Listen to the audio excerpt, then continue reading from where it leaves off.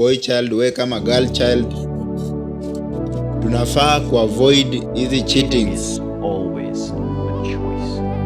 It's not a mistake. It's a conscious decision to betray someone who trusted you blindly. You don't trip and fall into betrayal. You plan it, hide it, and do it anyway. It's not about attraction.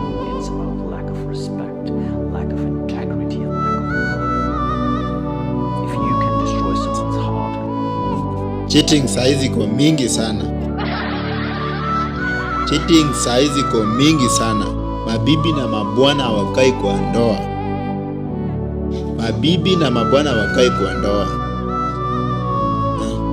Kuna time tuseme mmeoana, alafu kila mtu anaenda kazi yake. Boy anaenda kazi yake, dem anaenda kazi yake.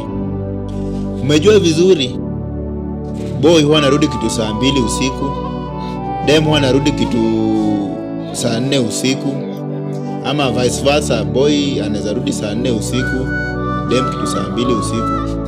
Sana amejua tu ati we kurudi kwako ni saa 4. Sasa hapo ndo anapata time ya kucheat. Anaenda zake, anafanya vitu zake, anarudi kwa nyumba akinuka gesha. Boy pia labda wanarudi kazi kitu saa 3. Mwanamke anajua anarudi saa 4. Pia anatoka time zake, anaenda anafanya vitu anafanya, anarudi kwa nyumba. Very bad, very very very very very bad. One thing I can say, let's be loyal kwa kila kitu tunafanya. Let's be loyal kwa kila kitu tunafanya.